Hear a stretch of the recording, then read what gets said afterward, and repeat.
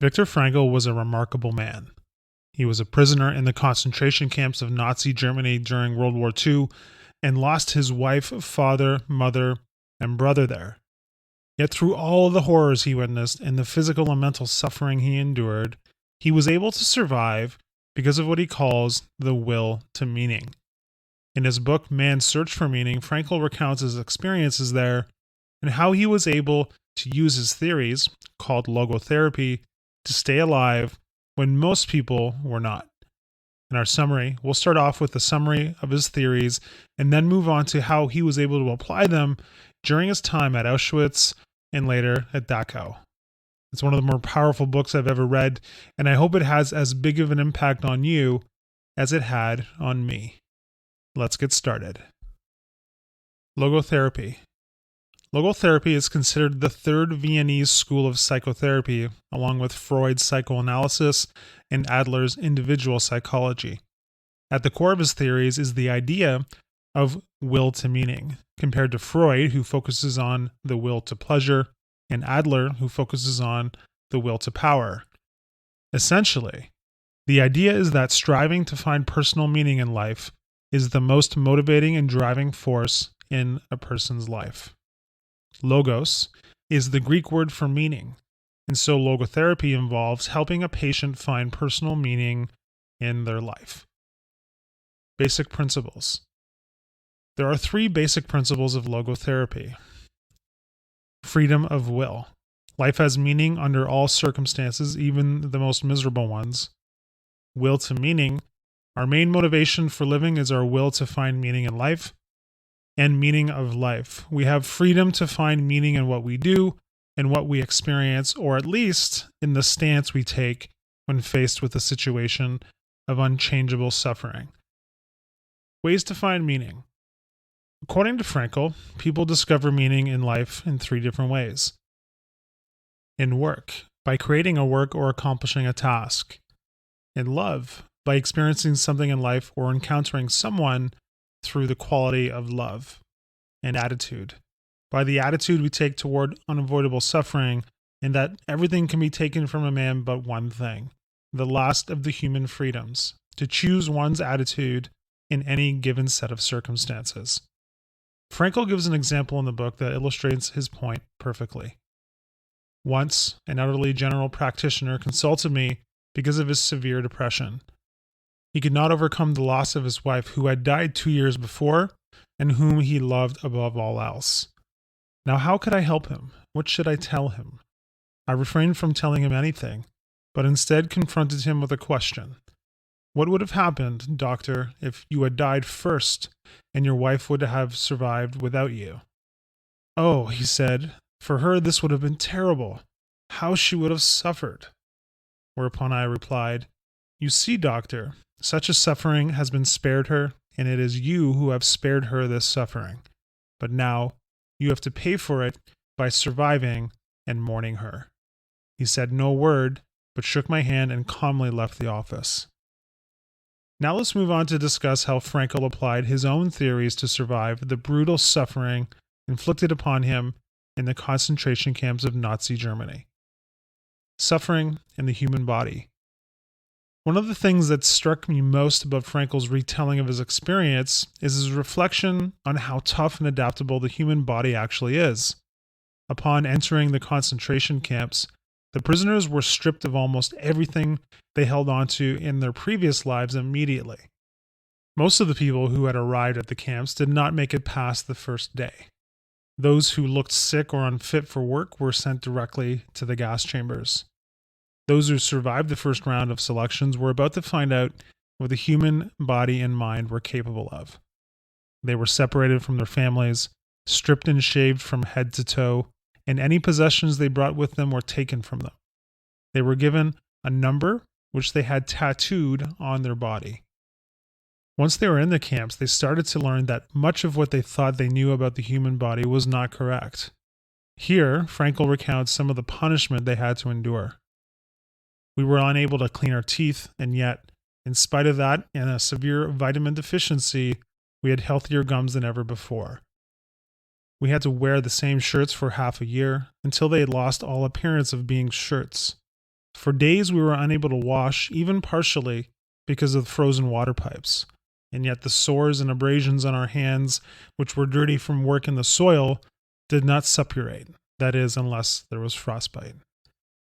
Frankl goes on to recount that they were forced to live on very little sleep, very little food, a piece of bread and a small portion of watery soup were all they got to eat, and work insanely hard day after day, week after week, and for those who were able to find meaning in this unimaginable suffering, year after year. Not to mention the mental suffering that was inflicted upon them. They walked around knowing that if they started to let their physical suffering show, they would be taken to the gas chamber to be put out of their misery. They knew that because they saw it happen daily. As a side note, it's impossible to describe in a summary the full extent of the physical and mental horrors the prisoners would have endured. Find a book or do some research online to fully comprehend their experience. And yet somehow, many of the people in the camps lived to discuss the experience. How? Why? Frankl found that those who survived the experience somehow used the power of their minds to find meaning in the experience. If they held on to that, no matter how harsh and how brutal the experience became, they could survive. He tells a powerful story of how they knew that somebody had given up the will to live, and how they knew that, in quick order, that person would die. If you were an exemplary worker, you would sometimes be given a reward of cigarettes. The cigarettes became a form of currency in the camps. You could trade in your cigarettes for extra servings of soup or bread. And so, if you still had the will to live, that's what you would do. A little extra calories went a long way in making you stronger and more fit for work, and thus helping you stay alive. Those who had given up, however, would smoke their cigarettes. And so, they knew that when they saw a fellow prisoner smoking, it wouldn't be long before they were gone. What allowed Frankl and many other prisoners to survive was the will to live. Let's move on to cover the 3 different meanings of logotherapy and how Frankl used them all to survive. Work. One of the things that Frankl did during his time in the concentration camps was to rewrite a manuscript that was confiscated from him upon his entry. Of course, this was no easy task. He mostly had to keep his ideas alive in his head, because there was no way the Nazis would allow him to rewrite it in full. They would simply confiscate it again and likely put him to death. He was able to write portions of it out on scraps of paper he kept hidden, and often imagined himself giving lectures about logotherapy and how he used those principles to survive the camps.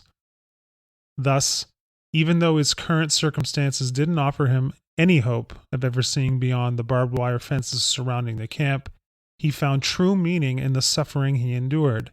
He knew that logotherapy would have the ability to help thousands or even millions of people around the world overcome challenges in their lives, and he needed to survive to tell his story. Love. One day, as Frankl was marching along with his fellow prisoners to their work site for the day, the person beside him whispered in his ear, "If our wives could see us now, I do hope they're better off in their camps and don't know what is happening to us." That led Frankl to think of his own wife, and also to contemplate that love is the ultimate and highest goal to which man can aspire. In the book, he says the following: "Then I grasped the meaning of the greatest secret that human poetry and human thought and belief have to impart. The salvation of man is through love and in love.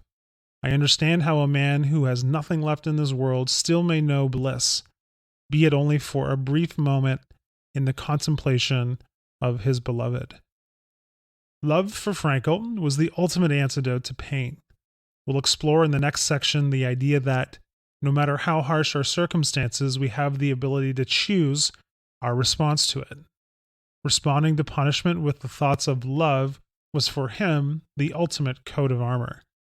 Keep in mind that it wasn't the hope that his wife was alive that kept him going. It was recalling the love he felt for her. He explains, "I did not know whether my wife was alive, and I had no means of finding out. During all my prison life, there was no outgoing or incoming mail. But at that moment, it ceased to matter. There was no need for me to know. Nothing could touch the strength of my love, my thoughts, and the image of my beloved. Had I known then that my wife was dead, I think that I would still have given myself, undisturbed by that knowledge, to the contemplation of her image, and that my mental conversation with her would have been just as vivid and just as satisfying. Our attitude towards suffering. Let's start this section with a quote from the book. If there's a meaning in life at all, then there must be a meaning in suffering. Suffering is an ineradicable part of life, even as fate and death. Without suffering and death, human life cannot be complete. To put it simply, one day you will die, and along the way you are likely to suffer quite a bit. While none of us will probably endure the intensity of suffering that the poor souls in the Nazi concentration camps had to endure, we will all have periods of suffering in one form or another. As Frankl tells us, in these moments we are faced with a choice. Suffering can either be a meaningful experience in our life, or we can let it turn into a bitter fight for self-preservation, forgetting our human dignity and becoming nothing more than an animal. So what does it mean to suffer well? Suffering well is an inner triumph. It was clear to every prisoner that life as they knew it was over. They were simply going to be worked to death in those camps one way or another. There was going to be no outward reward for doing the right thing for fellow prisoners. In fact, the only outward rewards were reserved for men who turned themselves into animals. Those who were willing to beat their fellow prisoners were promoted to guards, which came along with larger food rations, more comfortable sleeping quarters, and less demanding work. But that didn't stop some of the prisoners from choosing to suffer well. Frankl tells stories of some prisoners walking around, comforting the other prisoners, sometimes giving the weakest among them their last pieces of bread. Their response to their own suffering, and how they found meaning in that suffering, was to find ways to alleviate the suffering of others, even if it was just for a moment. Which means that, even in the darkest of our experiences, we have a choice in how to respond. Hi, I'm Rhonda, and this is an exclusive audiobook video recorded for the Audiobook Master Channel. Enjoy your audiobook and have fun learning. Don't forget to subscribe and hit the notification button so you'll get updated on our next upload. If you liked the video, give us a thumbs up and say your thoughts about the book we just covered. Do you want to listen to a summary or review of a book that we haven't covered in the past? Say it in the comments below or send us a message. Don't forget to check our other uploads. Enjoy listening!